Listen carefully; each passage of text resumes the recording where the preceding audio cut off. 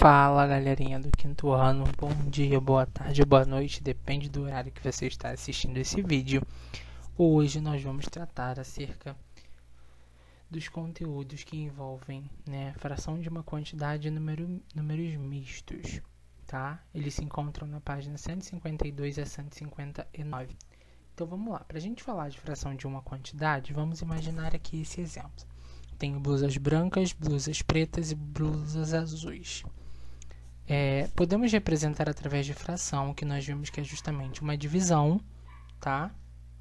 Onde é sempre a parte sobre o todo. Eu tenho o numerador, que condiz, a parte que eu considerei, e o denominador, que indica em quantas partes eu dividi. Aqui ao todo nós temos 40 blusas, e aí nós temos a primeira ordem de solicitação, que é: vamos representar a quantidade de blusas brancas em relação ao todo? Eu tenho 13 blusas brancas de 40. Então, eu sei que a primeira, fração que representa as blusas brancas corresponde a 13/40. Na segunda, vamos representar a quantidade de blusas pretas em relação ao todo? Então, nós temos 16 blusas de 40, 16/40. Por fim, vamos representar a quantidade de blusas azuis em relação ao todo? Nós temos 11/40, tá? Então, reparem, é sempre a parte que eu tomei, a parte que eu estou considerando sobre o todo. Só que a fração de quantidade, elas às vezes estão relacionadas diretamente a um valor. E como que eu vou fazer isso? Como que eu vou calcular essa fração de quantidade? Observem o problema. William está colecionando alguns chaveiros. Dos seus 640 chaveiros, 7/8 foram chaveiros comprados. Vamos determinar quantos chaveiros foram comprados e quantos chaveiros não foram comprados? Então, como que eu vou montar isso? 7/8 de 640. Na matemática, quando eu tenho essa preposição de entre uma fração e um número, ela indica uma multiplicação. Então, para eu resolver, o que eu faço? Eu pego 640, divido pelo de baixo e o resultado eu multiplico pelo de cima. Tá? Então, peguei o 640, dividi pelo denominador, pelo 8, que deu 80. Agora, pego esse 80 e multiplico por 7. 80 vezes 7, 560. Então, eu sei que 560 chaveiros foram comprados e 80 não foram. Então, olha o que ocorreu. Divido pelo de baixo, multiplico pelo de cima. Tá? Vamos a um outro problema. Eu adoro viajar para outros locais longe do município que estou residindo.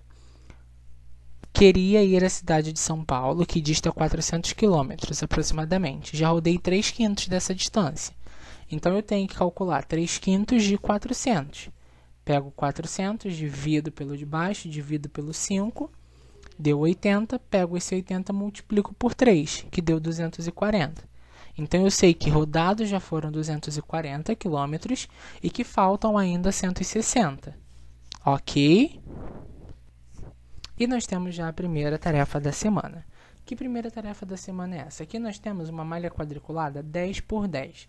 Que é justamente aquela que tem 100 quadradinhos. Vocês podem fazer isso numa folha quadriculada, pode ser feita numa folha avulsa, pode ser feita no pente, de repente. Ah, tio, eu quero fazer pelo computador. Posso?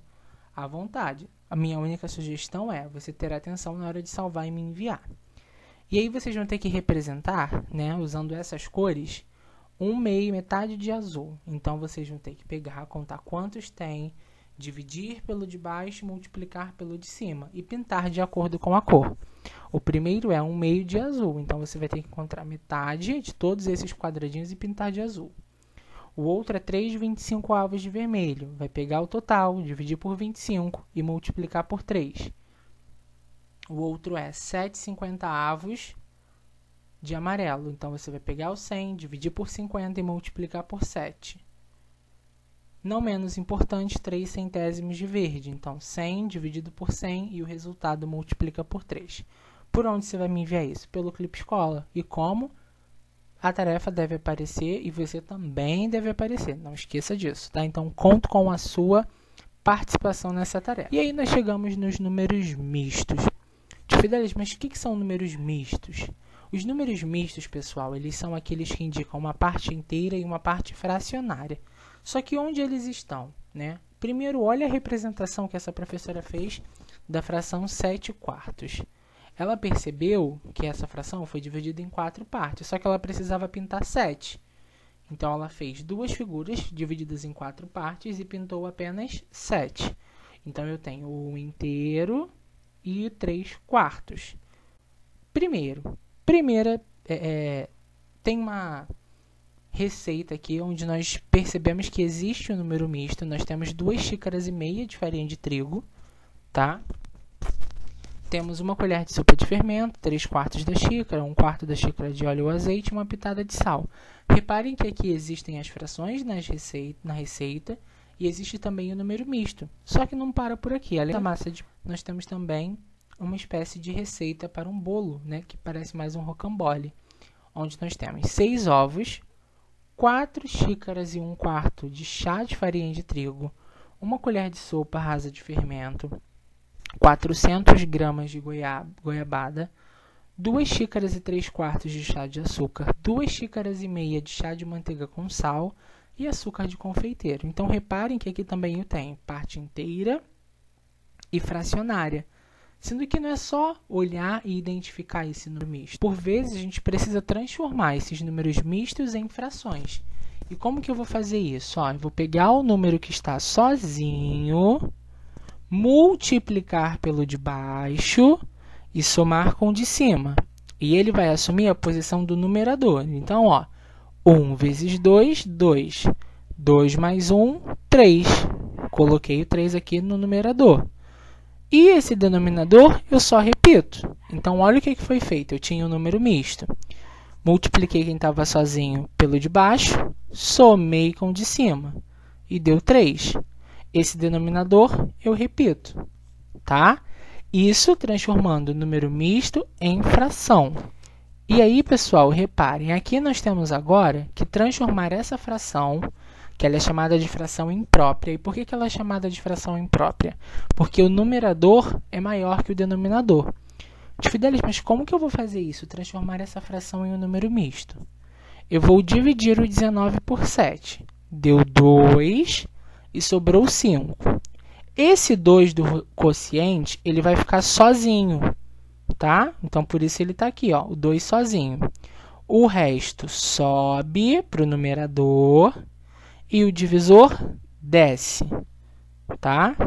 Então, vamos lá, 19 sétimos. Eu pego o 19 e divido por 7.